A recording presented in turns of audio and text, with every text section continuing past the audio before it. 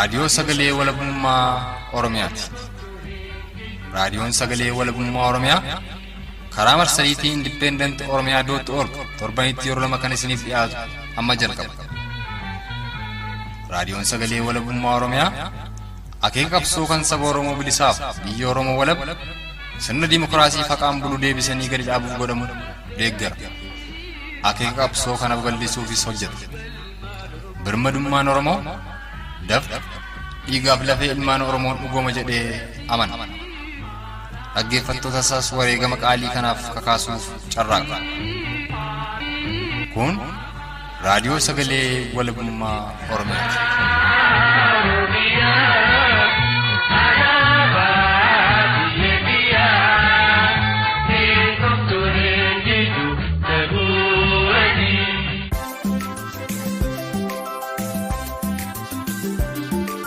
Harka fuuni hordoftootaaf dhaggeeffattoota raadiyoo sagalee walabummaa Oromiyaa jaallatamoo ashamaa kan isa yoo ifateef sagantaa keenya dilbata adoolessa bultii 12 bara 2020 guyyaa irraa kan isaniif dhiyeessu ana xiiqii dhugaasaatii anis anaa dhufu jechaatuman muummeffannaa kuffii keenya guyyaa irraa isanitti himuun gara qaama isaatti waliinuu tarkaanfannaa.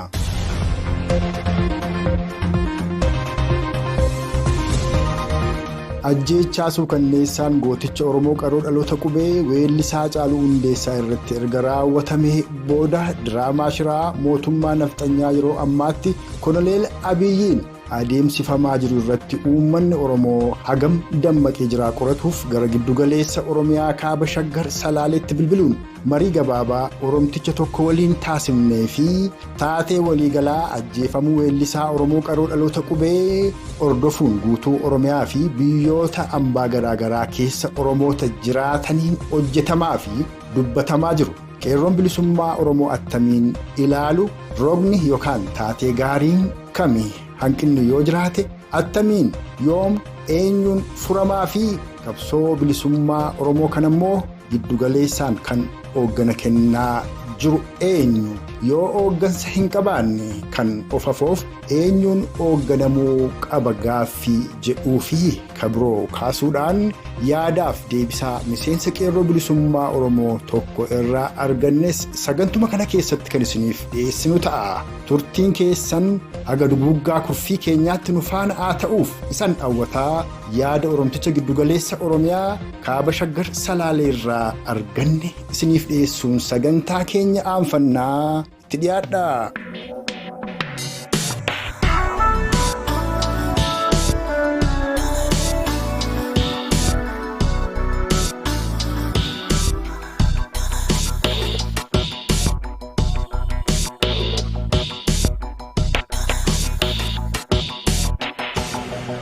Akkuma liinuu quba qabnu weellisaan Oromoo qaroon dhaloota qubee Haacaaluu Hundeessaa erga ajjeefamee torbee lamaaf deemaa jira.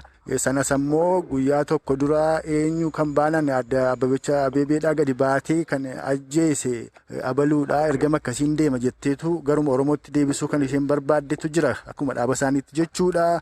Kana raawwatan immoo guyyaa kaleessaa maatii weellisaa Oromoo qaroo dhaloota qubee Haacaaluu Hundeessaa Finfinneetti yaamanii siidaa dhaabna kan jedhuun himimmaan sobaa bu'aa turanii qondaaltonni paapaadha. Kana maaliif godhu laata? Meeshaa kanarratti yaada keessan nu qoodaa. Isaan amma diraamaa hojjechaa jiran sabarratti diraamaa hojjechaa jiran harki Oromoo Haacaaluu hin ajjeesan namni jedhu namni yaada qabu hin jiru amma isaan hin dhiphatan dhiphina keessa jiran dhiphinni isaan keessa jiran maali jara isaaniitiin kan ajjeesuu danda'a kan Haacaaluu ajjeesu abbaa ajjeesu beeknanii naltanyaadha kan ajjeesu. Naltanyaa jedhanii yoo dubbatan immoo deeggarsa dhaban deeggarsa harkii qaban deeggarsattuu harkaa badaa deeggarsa waan dhabaniif fidaniituma diraamaa wayii qopheessanii Oromootti hidhuu Oromootti maxxansuu Oromoo wallolchiisuu Oromoo diiguu lammata immoo waraana bilisummaa Oromoo akka uummanni jibbu gochuu kaayyoon isaanii kana kan kana godhaniif sobanii himimmaan sobaa bu'aa jiranii wanni amma ta'aa jiru. Oromoon ilaaluu qaba adda baafatee ilaaluu qaba wanti haasa'amaa jiru waan ta'u baay'eetu jira fakkeenyaaf afaan natti haasa'anii afaan biraan Ingiliffaatiin natti dubbatanii warri suni ergama akkasii fudhannee fedhanii ta'a waan waaynis namni hin jaalanne waan dhugaarra fagaate kana uummanni irraa fiduu hin danda'u manni akkamitti irraa fida waan dhugaan taane kana warri Hacaaluutis yoo ta'e goyyoo mun qabanii qeerroon Oromoo gowwoo mun qabu ergama siyaasa isaanii biyya Hacaaluutiin daldala bu'aa irraa buufachuuf kan isaan amma fiigaa jiran milkaan uummanni itti beekera akka isaan Oromoof Oromoo walitti buusuuf hojii hojjetan uummanni waan irratti hubatee fi eraguun gaannatti fakkaata. Ani akka kiyyaatitti kana kannatti fakkaatu daldala siyaasaa isa Oromoo walitti buusuuf daldalan isaan dhugaa hojjetan.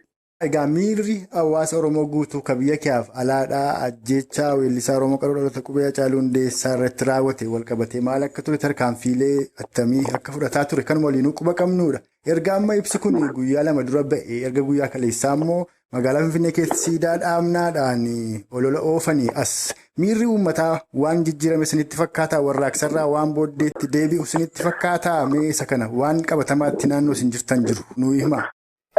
Kanarratti miirri uummataa waan tasgabbaa'u miti waan uummata tasgabbeessuu miti Hacaaluu waan uummata dallansu kan hojjetame waan uummata dallansee uummanni akka tarkaanfii tokko fudhatu fakkeenyaaf akka keenyatti yoo fudhanne akka godina keenya kaaba shaggaritti yoo fudhanne uummanni haaree tarkaanfii fudhateera gadamirra tarkaanfii fudhatameera kaampii warra humna addaa jedhamu kanarratti tarkaanfii fudhatanii gara meeshaa 31 hiikanii ammallee ajajaan humna addaa harka waraana bilisummaa Oromoo akka jiru namoonni kana haasaa jiranii uummanni Hacaaluu aaree warraaqsa Hacaaluuf of qopheessaa waan jiru fakkaata. Kaaba shaggaritti fudhatame kana hawaasa yookaan uummatatu fudhate moo waraana bilisummaa Oromoo bootu fudhate yoomimmoo fudhatame kanallee osoo nu ibsitanii? Fudhate waraana bilisummaa Oromooti. Guyyaa torbee har'a kanaa jecha tarkaanfii irratti fudhateera mana gubuu ture kanan dura haasofnee ture walumaanuu haasofne namni gubatee toora mana 12 olii mana qotee bulaa waraana bilisummaa Oromoo deeggartan jedhanii nama rakkisaa turaniiru lammata Hacaaluu kun itti dabalame wanni ibsi kennamu waan Oromoo garaa booressu ture. Kanaaf uummatnis deeggarsa waraanni bilisummaa Oromoo tarkaanfii fudhatee meeshaa 31 fi namoota hamma madeessas madaa'eera handuras baay'eetu jira. Akka warri mootummaa jirutti nama afuridhanii kan ta'e waan biraati isaanumaaf haa dhiisnu waraana bilisummaa Oromooti kan irratti. Tole egaa ulfaadhaa lixa shaggar keessattis tarkaanfiin wal fakkaataan fudhatameera sun immoo waraana bilisummaa Oromoo qofaan osoo hin ta'in hawaasni Oromoo onoota lixa shaggar keessa jirus ammoo amma waraanaa yookaan ammoo poolisii humna addaa Oromiyaa jedhan kana aga booji'uutti aga meeshaa irraa hiikkatuutti tarkaanfii boonsaa fudhataniiru torbee darbe kana keessaa akka waliigalaatti egaa haala amma mul'ataa jiru kana shirama deemaa jiru kanaa fi qabsoo bilisummaa Oromoo fuulduratti furgaasuuf immoo maaltu ta'uu qabaa irratti meeqa gabaabsaa dhaamsa keessan dhaammadhaa fuuldura immoo bal'inaan sanitti deebi'ee odeeffadhee uummata Oromoo dhageessisaa yaada keessan. Wanni ta'uu qabu uummanni Oromoo yeroon kun yeroo murteessaadha. Yeroo murteessa yeroo itti qabsoo keenya cimsine yeroo itti mootummaan kun kufuudha amma gara goroo dhabeera. Achi taatee nama hidhuu nama ajjeesuu tarkaanfii fudhate warra mootummaa biraan mul'atu. Uummanni Oromoo kana sodaachuun qabu. Uummanni Oromoo tokko ta'ee yeroo itti mootummaa gabroonfataa kana ofirraa buqqisu mootummaa naftanyaa kana jechaadha. Yeroon itti mootummaa kana irraa buqqisu amma woboos deeggaree akka tarkaanfii uummanni kana dura fudhachaa jira waraanni Oromootti wal ta'ee jabaatee innatee du'ee iccitii sabaa eeggatee fuulduratti deemu booji'uu qabachuu waraana irraa hiikkachuu kana uummanni keenya kan godhuu qabu malee duubatti deebi'ee sodaatee akkas taanaan yeroon amma nuyi yeroon kana caalaa haalli mijataan hin jiru Oromoodhaaf jechuudha akka uummata Oromootiif. Kanaafuu uummanni keenya halkan guyyaa dhimma kanarratti cichee ciniinnatee yeroon itti ka'u amma ka'a mormadhaa'ee ofirraa kaasu kan jennu akka keenyatti kanuma qabname. Kan amma dhageessan kun giddugaleessa Oromiyaa gara kaaba shaggar konyaa Salaaleetti bilbiluun shira yeroo ammaatti mootummaa nafxanyaa Koloneel Abiyyiin durfamaa jiru kanaan Oromoof Oromiyaa irratti raawwataa jiru addatti ammoo ajjeechaa weellisaa Oromoo qaroo dhaloota qubee Hacaaluu Hundeessaa irratti ofii raawwatanii qaama biraatti qabatuuf Oromoo akkuma kanaan duraa kutaa amantii fi wantoota kabiroodhaan qoodanii bara kolonii impaayera Itoophiyaa Oromiyaa irra tursuu gabrummaa Oromoo irra bubbulchuu fi shira deemsifamaa jiru kanatti Oromoon agam dammaqee jira gaaffii jedhuuf kabiroo kaasuun mariin Oromticha giddugaleessa Oromiyaa kaaba shaggar konyaa Salaalee waliin qabaanne isiniif dhiyeessine kan amma dhageessan kana fakkaata. Kanatti immoo aansuudhaan haala waliigalaa erga weellisaan Oromoo qaroon dhaloota qubee Hacaaluu Hundeessaadhaa ajjeefame as Oromiyaa keessaaf biyyoota ambaa garaagaraa keessatti uummata Oromoon raawwataa jiruuf dhimma egeree Oromoof Oromiyaa irratti addatti adeemsa qabsoo bilisummaa Oromoo irratti marii miseensa qeerroo bilisummaa Oromoo tokko waliin qabaanne isiniif dhiyeessina. Innis muuziqaa ce'umsaa kana booda eegala.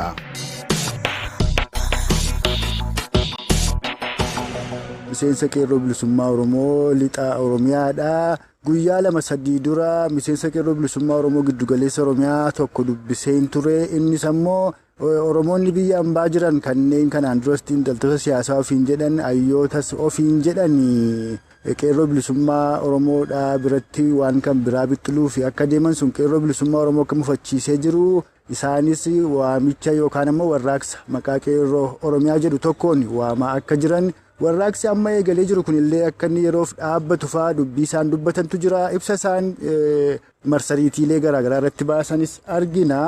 Haa ta'uti uummanni Oromoodha akkuma warraaqsi galaana uummataa qeerroo bilisummaa Oromoon waxabajjii bultii 8 yaamamee eegalee osoo jiru. Weellisaan Oromoo qaruun dhaloota qubee Haacaaluu Hundeessaa ammoo wareegamuu walqabatee warraaqsi jabaatee itti fufeeti jira.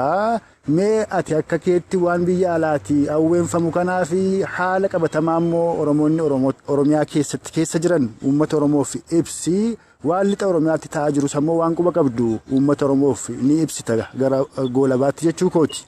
Akkuma waan quba waliin qabaachaa turre uummanni Oromoo biyya keessa jiru erga warraaqsi diddaa gabrummaa boodarraa fincila xumura gabrummaa geggeeffamaa ture. Uummanni Oromoo bu'aa fincila sanaatiin silaa mootummaa mataa isaatii ijaarratee takkaa'uu federaalizimii dhugaas yoo kan barbaachisu ta'e waan uummata Oromootiif uummanni Oromoo naaf ta'a jedhu murteessatee bulchiinsa nagaa bilisummaa qabu ijaarratuuf dhama'amaa ture.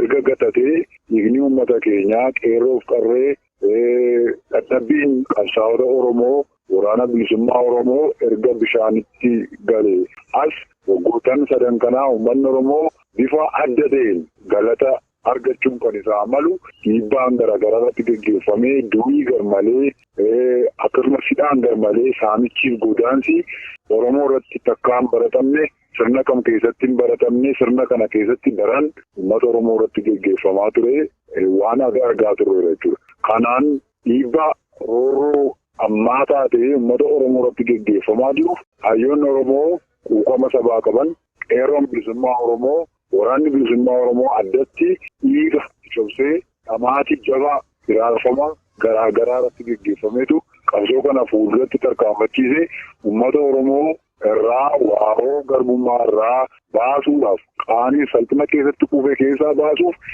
gama hundaanuu sochii jajjabaa gochaa ture keessatti mootummaan abbaa irree faashistiin Abiy qabsoo kanaa gara dabarsuudhaa fi fincila kan uummanni Oromoo gaggeessaa jiru diddaa sirna jijjiirama jedhee as bahee maqaa jijjiiramaa as bahee garuu sirna warra durii sirna haaxee warra naftanyaa gaggeessaa jiru kana uummanni fuuldura dhaabbataa jiru kana ukkaansuudhaa fi uummata keenya garmalee walitti cafaqee bushuurra darbee ajjeechaa sukkanneessaa irratti gochaa ture jechuudha. Kanaan wal qabatee uummannis qeerroon Oromoo dhaloonni qubee akkasumas waraanni bilisummaa Oromoo sirna kana jibbe adeemsa mootummaan kun itti deemaa jiru jibbe dhamaatii qeerroo bilisummaa Oromoo geggeessaa ture kana gatatuusaa hubate rakkoo kana irraa aanuudhaa fi qabsoo itti bu'ee qabsoo kana immoo tinnisuuf cimsuudhaa fi warraaqsa yeroo garaagaraa irratti kufee faayidaa uummata Oromootiif hin finne akka faayidaa Oromootiif fiduu danda'uu fi bu'aaf akeeka qabsoo bilisummaa Oromootiif wayyaa'aa ta'e sagalee wayyabaatiin qeerroon murtootti godhee waraana bilisummaa Oromoo bira dhaabbachuudhaaf karaa hooggansa waraana bilisummaa Oromoo warraaqsi darbe jechuudha. Waxabajjii bultii 8 irraa kaasee warraaqsi finiinaa jira. Warraaqsa finiinaa jiru kana yeroo madura kaasaa turre warraaqsa ammatti nun barbaachisu jedhamaa ture. Sababni maali? Ka'umsa battalaa barbaadamaa ture. Adurreen bilisummaa Oromoo agalli tuqumutti Jawaar Mohaammed akkanni agalli tuqamutti OMN hanga tuqamutti wanti jedhu ka'ee ibsamaa ture. Sun immoo deemee maaliin wal madaalchifamaa uummanni Oromoo kumaatamaan lubbuu isaa dhabee kumaatamaan mana hidhaa keessatti rakkoon irratti dararamaa jiru. Hooggantoonni Oromoo karaa nagaa qabsaa'aa jiran qabsoo isaanii akka fuulduratti hin furgaafnes waajiroonni dhaabichaa aga cufamaa jiranitti hidhamaa jiranitti qabsoo kanaa akka kanaan ta'anii ilaalanii namoota xiqqoo fi murna xiqqoo irratti xiyyeeffachuun hin taatu waan jiru kaa'aa ture. Sanumaan wal qabate qeerroo Oromoo wanti jiru yeroo sana faallaa qabsoo kanaa waldura dhaabannaa qabsoon Oromoo akka galman geenyeef bifa nama shakkisiisu.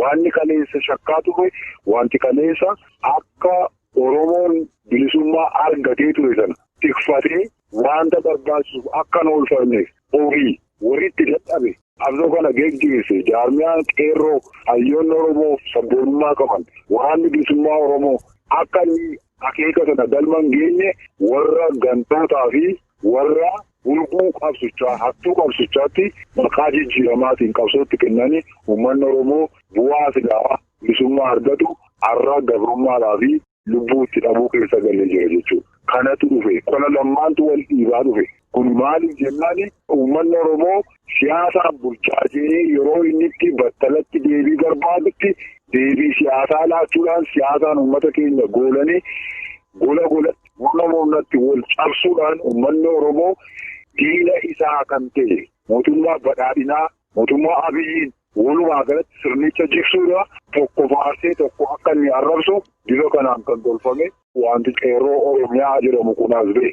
Qeerroon Oromiyaa jedhu maali? Eessaas dhufe? Waggoota 15 kan ture qeerroo bilisummaa Oromoo jaarmiyaa jabaa akeeka mataasaa qabu hooggana mataasaatiin talii qabu garuu kaayyoo waliigalaatiif kaayyoo Oromootiif kan dhaabbate. Maaliif jennaan yeroo itti uummanni Oromoo sirnaa EPRDF yaadii jalatti dadhabee qabsoon kun firiiruu dadhabetti waraanni bilisummaa Oromoo akeeka yaadame gahuudhaaf humna isaa jabeeffachuun irra jira.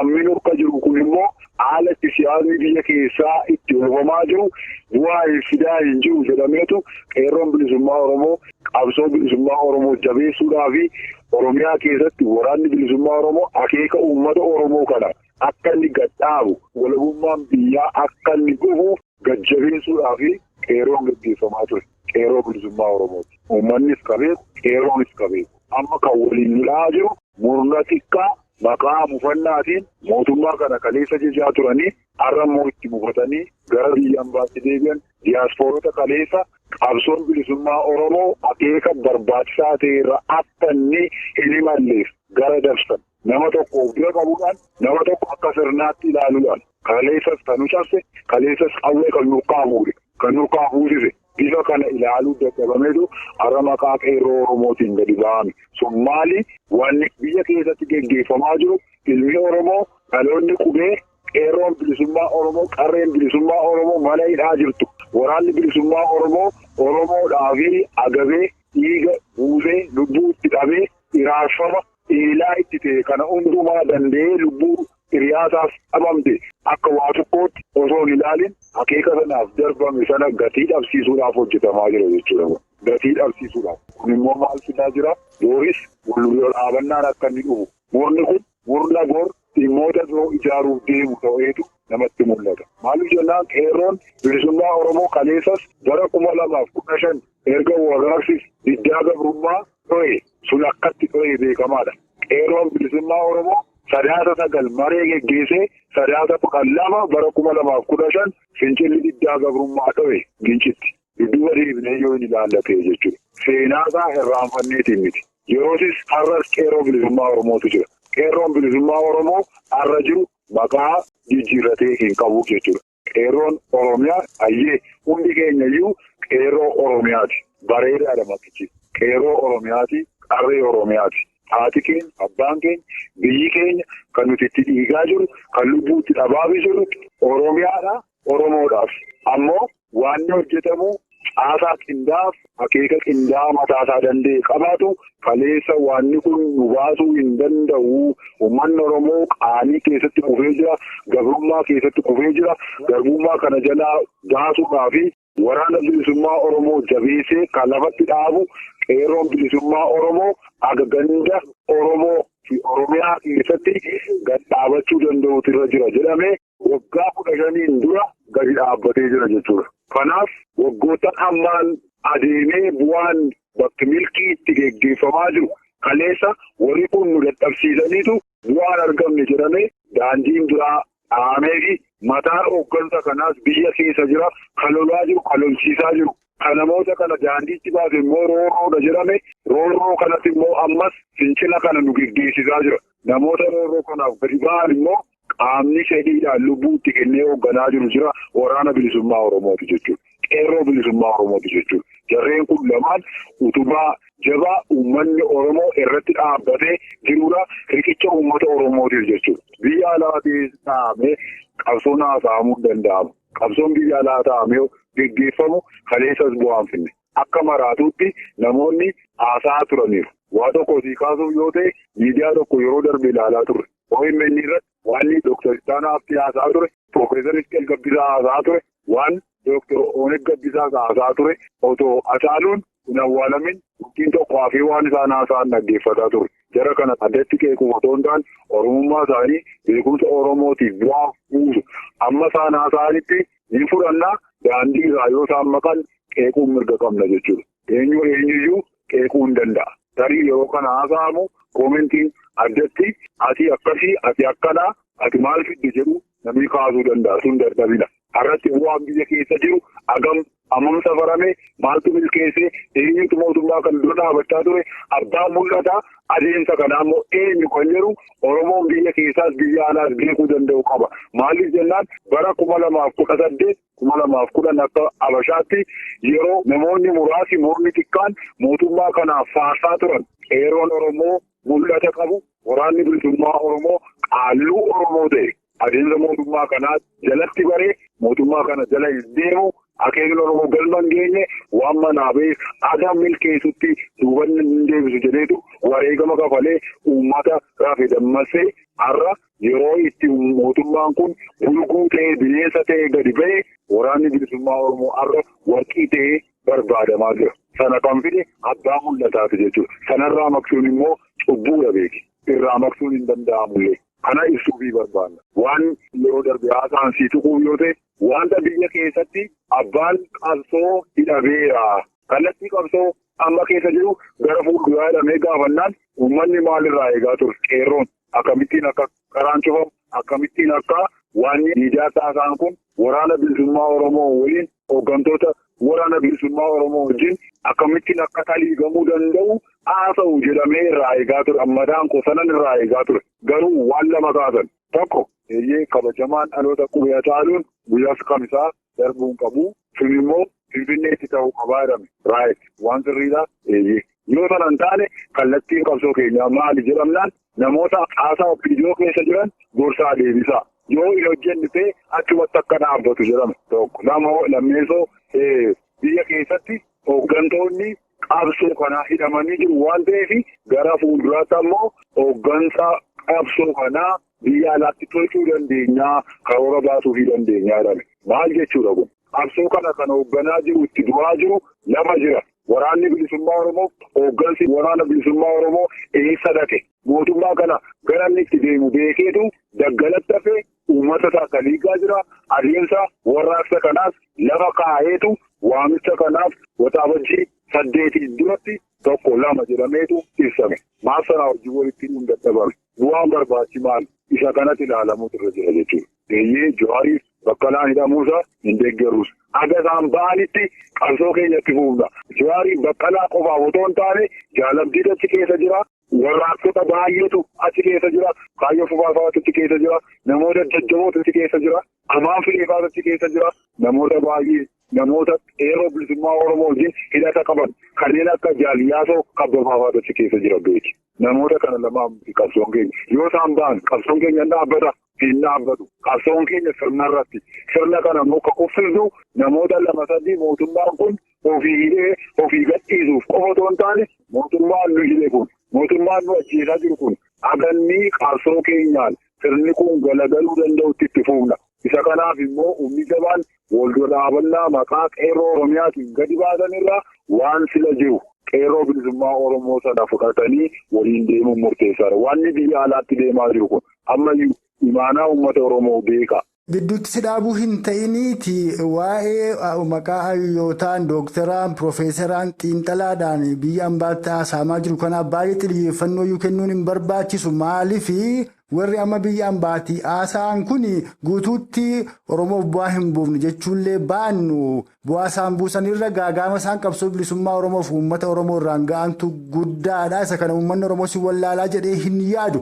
Sababiin isaas osoo Oromoon du'aa jiru ajjeefamaa jiru qabsoon Oromoo sirna irratti malee namarratti akka hin taane osoo beekanii mootummichi hundeedhaan buqqa'oo osoo qabu sirna sana keessaa nama fuudhanii akka bakka buusan Oromoon namoonni dhuunfaadhaan achi keessaa ba'anii aangootti dhufan sun kan kooti Oromoon bilisoomeera ilma abbaa gadaatu galma mootummaa Minilik seeni jedhee akka inni faarsu akka Oromoon afaan keessa ol deebi'ee qabsoo irraa dhaabbatu kataasise Oromoota biyya ambaa maqaa hayyootaan jiran kana ta'uun ifa galeessa. Badii balleessaniifuu Oromoo dhiifama gaafachuu malan dhiifama hin gaafanne arras ammoo qabatamaatti kan isaan hojjechaa jiran badii isaan irraa deebi'anii uummata Oromoo fi qabsoo bilisummaa Oromoo kallattii qajeelaarra geggeessoo osoo hin taane daddaaqamni akka jiru ifaadha. Gabaabaatti amma kana jechuu barbaadu sana kaasuurra amma furmaanni maali kan jedhu irratti yaada kennu qoodiidhuma irratti ammoo haala ammaan walqabatee waan lixa Oromiyaa keessa jirullee gaggabaabsii nuu kaasi sa'aatii keenyatu deemaa jiraafan gidduutti si qabee.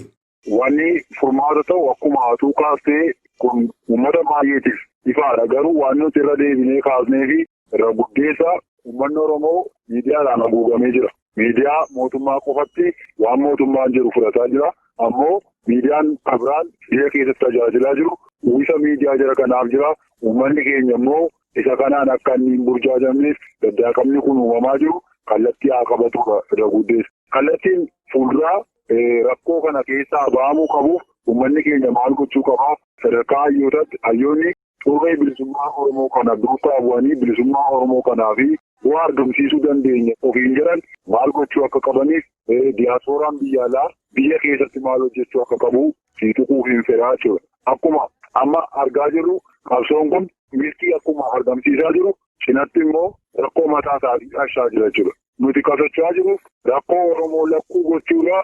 Rakkoo Oromoo daandii tokkorra oofnee daandii sanarraa kaasnee uummata Oromoo bilisummaa barbaadamuuf walabummaa biyyaa ijaarree nagaadhaan akka inni biyya isaa keessa jiraatu gochuudha. Kanaaf ammoo uummanni keenya maal gochuu qabaa waan jiru ilaaluun murteessaadha jechuudha. Tokkummaadha.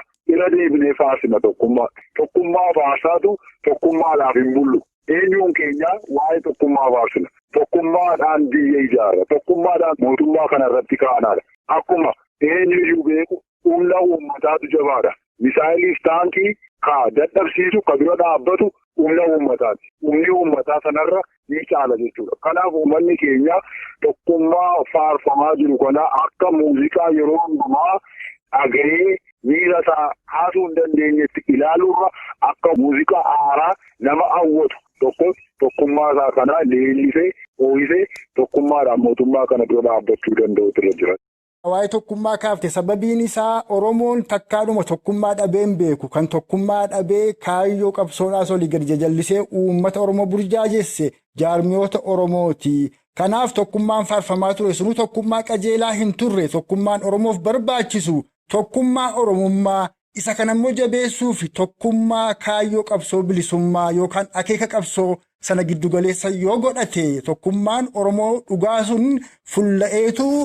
Galma qabsoo bilisummaa Oromoo sana dhugaanis ga'uu danda'a ka jedhudha. Tokkummaa kana attamitti ilaalta? Tokkummaa isa kam nu ibsaa jirta?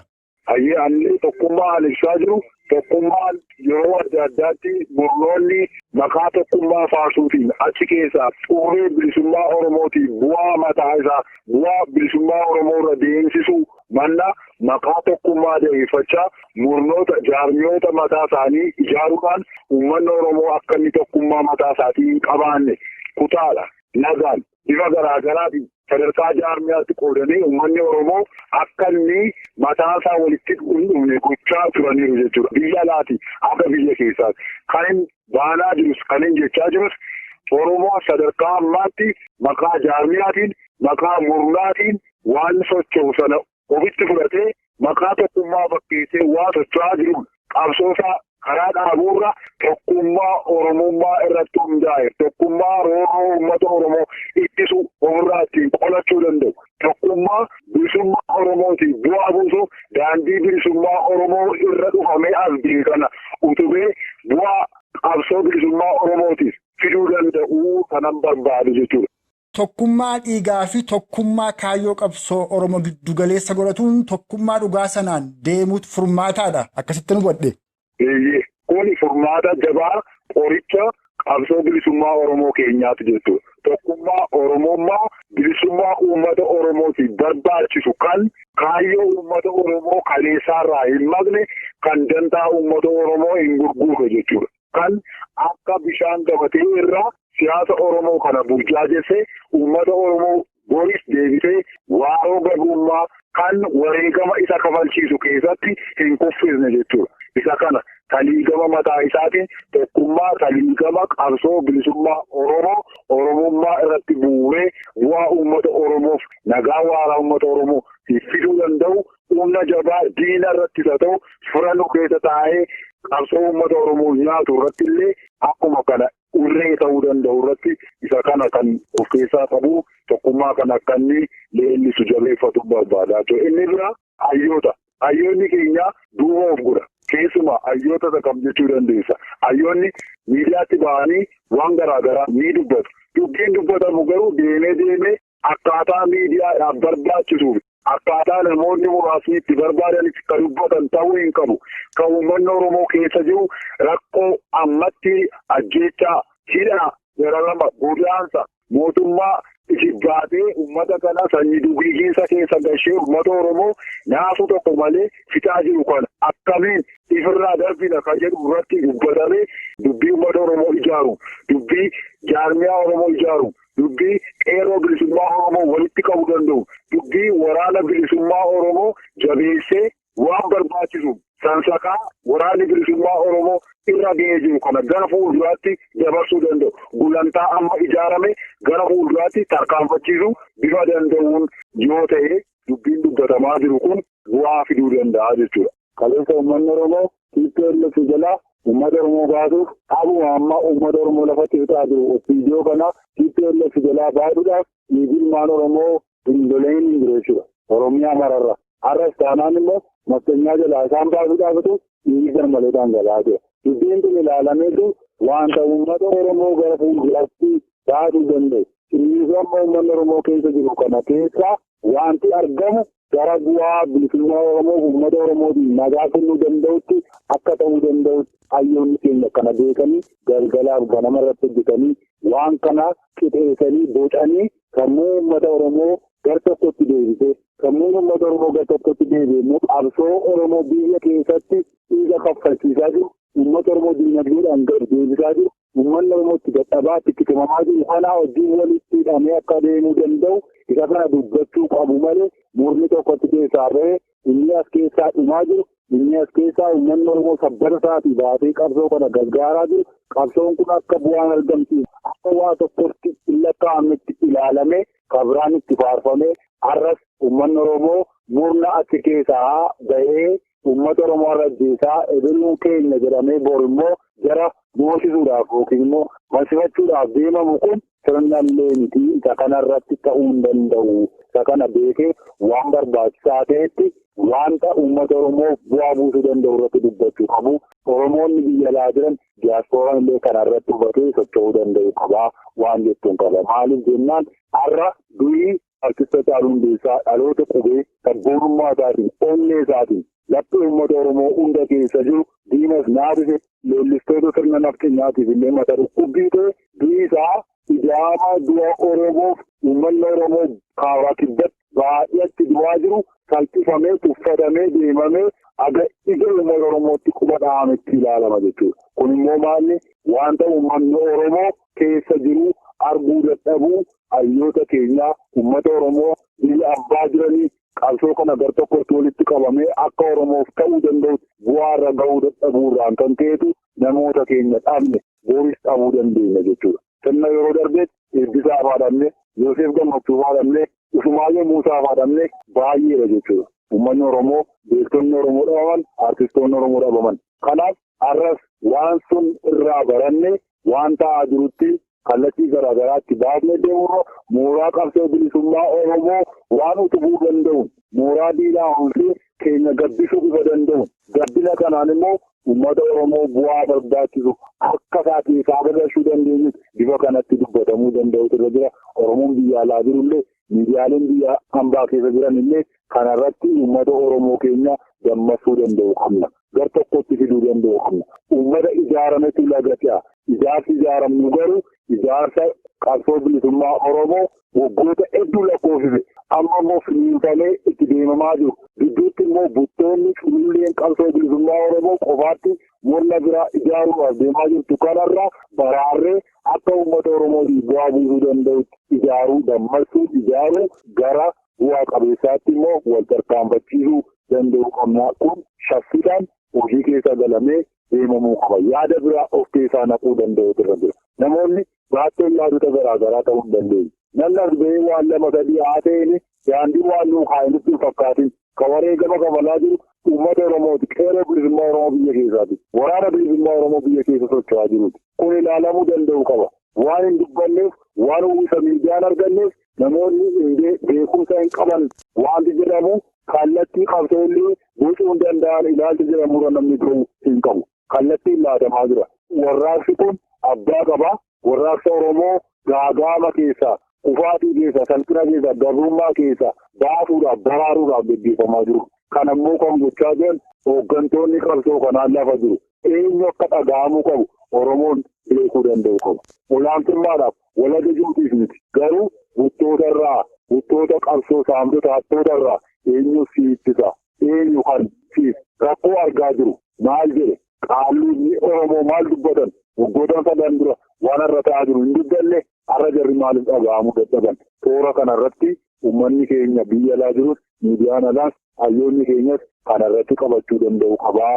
Waan barbaachisu wal hubannoo, wal dhageettii, waliin raawwannaa, waloodhaan socho'uu danda'u qabna. Nu warra Oromummaan walitti miidhe gabrummaan immoo uummata keenya dararsee lubbuu deebii hin qabne itti kennamaa jiru waan ta'eef isa kanaa hubannoo keessa galfamee toora tokkotti fiduu danda'u qabnaa waan jedhuun qaban. Gara xumuraarratti waan Oromiyaa keessatti ta'aa jiru uummanni Oromoo kabajaa dhabeera. Gabrummaan garmaleetti ta'eera. Gabrummaan deemaa jiru immoo waan sirni kun sirna hamaa sirna uummata Oromoof hin taane ta'eera. Sirna uummata Oromoof hin taane immoo Oromoo ajjeesuun kaleessallee jira, har'allee argaa jirra, borillee itti fufa jechuudha. Oromoota iddoo biraattis wanti ta'aa jiru bilbilaan quba wal qabaataa jira. Lixa Oromiyaattis wanti deemaa jiru isuma kana du'aatiidha jechuudha. Ilaala, ajjeechaadha, godaanfamuu, iraarfamuu, manni gubachuudha. Dhibbuma kana keessa Oromoota du'ee jira. Keessatti iddoo garaagaraa, aanaa garaagaraa keessatti jechuudha. Guyyaa kaleessaa Dambidolloo irraa namni du'eetu Boololaa keessatti darbatamee jira jechuudha. Caanqaa keessatti akkuma kana kan du'amaa jiru. Jimmaa Horoo keessattis Oromoo du'aa jira. Qeeddee keessatti, Aara Gullisoo keessatti, Aara Sabbuu keessatti akkuma kana Oromoota du'aa jira. Naannoo Saabii keessatti, Najjoo keessatti Oromoo du'aa jira. Gimbii jalatti Oromoo du'aa jira. Kun lixa Oromiyaa keessatti kan dhumaa jiru akkuma torbee darbee guutuu Oromiyaa keessatti mootummaan lama nyaataa kun nyaasuu, sodaa, rifaatuu Oromoo irraatuun qabaatiin akka diinni biyya weeraretti Oromoo gadi ba'ee ilma isaatiif maaliif akkas ta'a jedhee gadi ba'ee mormii dhageessise. Gadi ba'ee mootummaa nama dhaga'u jira laata jedheetu waan isatti dhaga'ame gadi ba'ee himate dubbate deebii isaa rasaasa ta'e uummanni Oromoo akka jissaa bisingaadhaa iddoo garaagaraatti jijjige jechuudha. Lubbuutti dhabe. Lixa Oromiyaattis akkuma kana torbee darbe du'aatii hamaa ta'e. Torbee kanas du'aa garmaleetu du'a namni si hin beekne maqaan kee hin baramne iddoo eessaa ati si hin jedhamne akkanaan du'aa jira. Quunnamtiin iyyuu waan isaan godhaa jiran kun Oromoota iddoo biraa bira ga'aan jiru addunyaadhaaf qaqqabaan jiru miidiyaa qaqqabsiisamaan jiru. Garuu ajjeechaan nama shantu Gobbii Mikaa'elii keessatti du'e onaan fuulloo keessaa jechuudha. Nama shan. Yoo nama shanii kun dabalataan immoo guyyaadhuma lamaan sadan kana magaalaa Dambidolloo keessatti isatu kaafteettaa namoonni akka du'anidha. Mee kana gaggabaabsi yeroo keenyatu deemee daqiiqaa tokko waan hin caalle keessatti nu guduunfi fuuldura sitti deebi'ee odeeffachuu koo wayyaa miseensa qeerroo bilisummaa Oromoo lixa Oromiyaa konyaa Qellem Wallaggaa. Du'aatiin as keessa jiru garmaaleedha. Qellem Wallaggaa qofa keessatti guyyoota lamaan darbee Dambidollootti kaleessa akkuma biratti kaasee namatti eeggatame kaleessaan achitti guyyaa roobii namatu du'ee du'aatiin namaatti hoojira onaan filootillee akkuma kana iddoo biraattis du'aatiin garmaleen Oromoota sodaa tokko malee deebii taarataa ta'ee ajjeefamee gatamaa jira waan ta'eef lixa Oromiyaa kana fakkaatti kun immoo bu'aa mootummaa addaa irree waan ta'eef mootummaa kana ofirraa darbinee nagaa waaraa argachuudhaaf immoo fincila jabeessu waraana bilisummaa Oromoo deeggaruudha. Tokkummaa Oromoo qabsoo bilisummaa Oromootiif jabaate gadhaabuudha jechuun barbaada asirratti hin xumure. Gaaruma hordoftootaaf dhaggeeffattoota raadiyoo sagalee walabummaa Oromiyaa jaallatamoo kan ammaa isarratti sin dhageessifne kun haala waliigalaa erga weellisaan Oromoo jaallatamaaf kabajamaan qaroon dhaloota qubee Hacaaluu Hundeessaadhaa wareegame as Oromiyaa fi biyyoota ambaa garaagaraa keessatti taateelee uummata Oromoon ta'aa jiran dubbiilee dubbatamaa jiranii fi egeree Oromoof Oromiyaa irrattis marii miseensa qeerroo bilisummaa Oromoo tokko waliin qabaanne isiniif dhiyeessineedha. Akka waliigalaatti sagantaa keenya guyyaa har'aatiin ammoo shira yeroo ammaatti mootummaa kunuunfataa Impaayera Itoophiyaa mootummaa nafxanyaa Koloneel Abiyyiin durfamuun ajjeechaa weellisaa Oromoo Hacaaluu Hundeessaadhaa qaama kabiraatti qabuudhaaf tattaafatamuuf raaksa galaana uummataa eegalee jiru kanas gufachiisuudhaaf oofamaa jiru irratti Oromoonni hagam akka dammaqanii jiran qoratuuf giddugaleessa Oromiyaa kaaba shaggar konyaa salaaleetti bilbilee odeessa guutuu Oromticha tokkorraa argannee sin dhageessifnee fi haala waliigalaa Oromoof Oromiyaa irratti addatti erga weellisaan Oromoo qaroon dhaloota qubee Hacaaluu Hundeessaadhaa wareegame as biyya keessatti Oromoota guutuu Oromiyaan akkasumas Oromoota biyyoota ambaadhaa garaagaraa keessa jiraataniin ta'aa jiru irrattis marii bal'aa miseensa qeerroo bilisummaa Oromoo tokko waliin qabaanne isiniif dhiyeessaa armaan baaneerra. Isin dhaggeeffattoonni keenyas turtii qaataa ilaa ammaatti nu faana qabaattaniif horaa bulaa jechaa akka waliigalaatti ammoo haala amtuu yeroo ammaatti Oromoof Oromiyaa mootummaa nafxanyaa Koloneel Abiyyiin durfamuun mudataa jiru kanatti furmaata godhuu fi haayidhannu walis haayidhachiifnu waraana keenya waraana bilisummaa Oromoo wooboo waan dandeenya hundumaan aatumsinuu. Addatti ammoo tokkummaa Oromummaa fi kaayyoo qabsoo bilisummaa Oromoo kaganamaa kan gootonniif ayyoonni Oromoo qaqqaaliin bu'uuressanii aarsaa lubbuuf qaamaa itti baasanii yookaan itti kafalanii darbaniif arras itti kafalaa jiran kan walabummaa Oromiyaa mirkaneeffatu jechuun Oromiyaa Impaayera Itoophiyaa jalaa walaba baasuu bilisummaa Oromoo dhugoonfatuun mootummaa birmaduu Oromoof Oromiyaa dhaabbatuun uummanni Oromoo bilisummaan biyya isaa Oromiyaa walaboomte keessa jiraatuu danda'utti fuuleffannee tokkummaan falmaa keenyaaf finiinsinuu dhaammataa. Haga sagantaa keenya yeroo biroo walitti deebinutti kan irraa obbaafneerraa huumaan nama borii ni tolchinna.